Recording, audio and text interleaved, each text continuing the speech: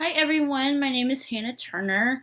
This is actually my very first class at Fort Hays State University, and I am very excited to get started, so let's jump right in. A little bit about me. I was born and raised in Southeast Kansas, and then I lived in Arkansas for a while. So if you hear a Southern drawl, you know I come by it naturally, come by it honestly. I am married. My husband Blake is a band director here for our school district, and so we share a lot of the same students, so that's a lot of fun. We have a cat named Wally, and in my spare time, I like to read, and I love antique shopping. In college, I went to Ouachita Baptist University in Arkadelphia, Arkansas. I graduated in 2017. After I graduated, I stayed in that area and I taught sixth grade math for 2 years. And after that, I moved back to Kansas and I currently teach sixth, seventh, and eighth grade math in Yates Center. I'm also the middle school girls basketball coach. Now, on to the main topic of our discussion, how the government interacts with schools, government from all levels interacts with schools. The government at the local level is, of course, the local school district or a school board. The school board is actually an extension of the state government, and thus the duties that they carry out are duties that are given to them by the state. The main function of the local school board is to give financial support to its schools. Actually, 92% of the funding that a school receives comes from the state and the local school board, which is a lot. The school board, of course, gets its money from property taxes. Either they collect that money or the county collects it for them. And they use that money to set budgets, and the approval and denial of expenditures, like if you need something extra for your classroom. The school board can also accept money from the county, which was the case for my county. Back in November, our local county commission granted the school enough money to buy a new ionization system to help us fight COVID-19 because our school is quite old. The school board is also responsible for ensuring that all of the buildings are in working order, setting the curriculum, especially for classes maybe like family and consumer sciences or like computers, maybe that don't necessarily have a state set standards. And they're also responsible for the hiring and termination of employees all the way up to and including the superintendent. And they're also responsible for sponsoring professional development for teachers, because of course we have to have that to keep our licenses. The state government, according to the 10th Amendment, the main responsibility of educating the youth of America falls on the states. They have primary accountability and oversight. I liked that quote from the Center for Public Justice. And they are the delegator of authority. They are the ones who have created these local school boards, and the school boards exist by the authority of the state government. And they delegate pretty much things that they don't want to do to the local school board. Besides all of the things that the school board does, the state is responsible for adopting and creating and changing the state standards. They also set criteria for enrollment and graduation, which are things like immunizations or like the number of science credits that a high school student has to have to be able to graduate. They also set requirements for licensure of teachers and administrators and the renewal process for those licenses. And they also provide a lot of financial support for local school districts. The state actually gives about 50% of a school district's money to them. The federal government, let me move myself over here.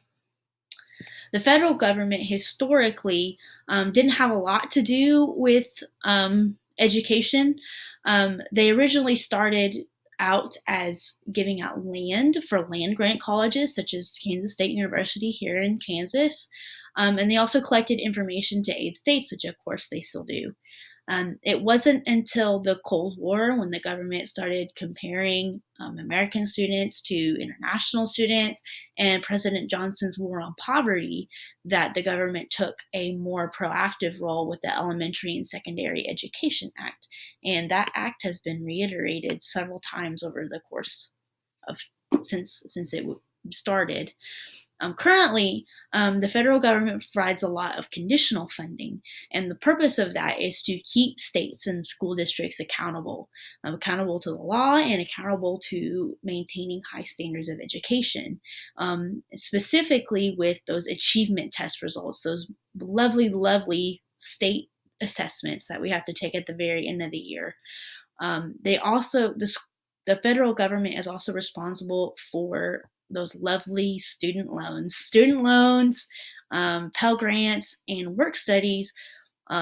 Student financial aid is approximately 30% of the budget. And if you've ever seen the federal government's budget for the Department of Education, you would know that that is a lot of money. Through Congress, actually, the federal government is also responsible for establishing and upholding new laws, and specifically those laws are to ensure equal access. These are laws that we're all familiar with, like IDEA, Title IX, when segregation in schools was ended, all of that. It's all to ensure equal access. And low-income schools can also receive help directly from the federal government through Title I programs. If you have a Title I teacher, that is the federal government. Head Start programs, and low-income families can actually qualify for free or reduced lunches through the USDA. So, who is in charge of each of these three levels of government that oversee education? At the local level, you have the Board of Education. In the state of Kansas, we have 7 members. They are elected officials, and they serve 4-year overlapping terms. At the state level, we also have a state Board of Education. We have 10 members, 1 from each district, and they also serve 4 overlapping terms. And the State Board of Education is led by a commissioner. Our commissioner is Dr. Randy Watson, and he is appointed by the Board of Education. They choose their own commissioner. In the state of Arkansas, where I used to teach, the commissioner is chosen by the governor, which is not the case here in Kansas. And at the federal level, we have the U.S. Department of Education. That is headed by the Secretary of Education, who is nominated by the president, which means the Secretary of Education is a cabinet member. And our upcoming Secretary of Education is Miguel Cardona. He's pending Senate approval. The duties and responsibilities of a local school board. These are things that affect us as teachers right here, right now. Things like policy and handbooks, writing teacher and student handbooks. They direct and evaluate the superintendent, and they hire and fire him as well. They set goals for specific schools. They also negotiate salaries for teachers, and they allocate resources. For example, my school was awarded a grant for some computers and some STEM equipment, and so it's the school board's responsibility to decide where that will go. The local school boards, they are volunteered. They do not get paid. Our local school board, they do get a hot meal, but that's not pay. As far as control goes, they have a lot of control in our day-to-day lives as a teacher. That it's more like regular business when we open, when we close, who gets what stuff. It's kind of small peanuts type of thing. They have a lot of control over what happens in a school, but they also have to adhere to state policies and regulations. Now, the real control comes from the State Board of Education. They are obviously the primary overseers. They set state standards, like I said, and they disperse a lot of funding, and they also evaluate schools, which means that they can also remove underperforming districts. In Little Rock, Arkansas, which was not far from where I used to teach, the state actually took over that school district because it was so underperforming. I have not seen that happen in Kansas, but it can happen here. State board members are paid. They're paid a whopping $88.66 per meeting plus mileage. I doubt they are getting mileage because of COVID. And then finally, that leads us to the U.S. Department of Education. They have a more formal role. They are more like a figurehead and a guide. They establish policy, they administer any assistance that the state might need, and they implement laws, and they also collect a lot of data, specifically like testing data. The Secretary of Education makes $199,700 a year, and of course there's other members of that office, and they also get compensated for their work. Component 6.1 talks a lot about school level governance, meeting the needs of individual students and meeting the mission and the vision of each individual school. Because of that, the focus on the individual, component 6.1, local school boards have the most influence over this component. It's a very proactive component. We have a vision. What are we going to do to make that happen? We have these kids. How can we give them the best educational experience? It's very proactive, like I said. Component 6.2, the state school boards have the most influence over component 6.2, and that's because it's a data-formed component.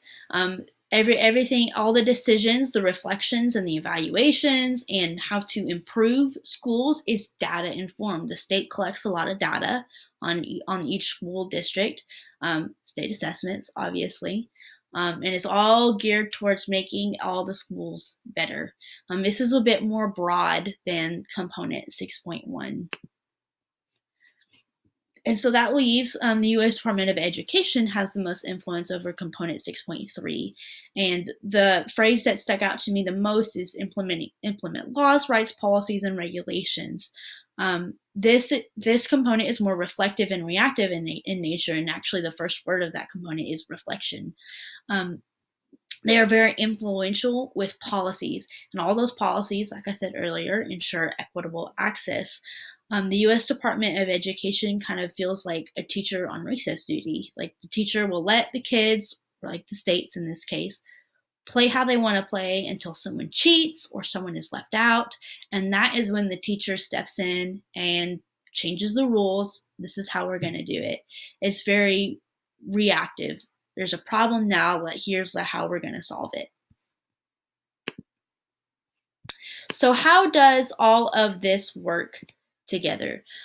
Obviously, all of education, from the local school board to the state to the federal government, we all have one goal in mind, and that is to provide education that is best suited to each student. And the individualized education, that can come from your local school board. If you need something specific for your specific students, you go to them. However, your local school board, your district, they are held accountable to high standards of quality by your state. And each student in our state, in our country, their rights to a free and appropriate education, quality education, that is guaranteed through the federal government. So it's kind of like a checks and balances system, if you will. They all are checking on each other, and they work together to educate all of the kids the best way that they know how. Essentially, the parents and the government, we work together from all levels to make sure that students, whether it's a 5-year-old or an adult, we get the best quality education. And of course, we all have these reflective practices, from teachers to the government, federal government, do these reflections to decide what was good, what was bad, what can be done differently next time. And finally, here are my statements. My standard correlation for standard 6.13 explains the methods by which a school should be operated and managed. This assignment delved into the role of each level of government plays into the management of school, varying from detailed daily functions of a school to enacting laws to ensure educational equality. My relevant statement: it's important that administrators acknowledge the roles of government in schools and appreciate their own role in the system. The three levels of government, as far as schools are concerned, almost act as a sort of checks and balances system. Local school districts enact what policies are best for the students while adhering to the law. State and federal governments hold local districts to high standards of excellence and equity. And my reflection: this assignment reminded me that there is more to consider to the bigger picture while teaching my students and learning about how to lead. As an administrator, I will need to consider the consequences, both good and bad, and expectations from all levels of government before I make a decision. On the other hand, however, local and state governments, your neighbors, your families, your friends, hold the most control over schools, therefore the most influence over my decisions. Here are my resources. I apologize for my picture being in the way here. Thank you guys for listening. I hope you enjoyed.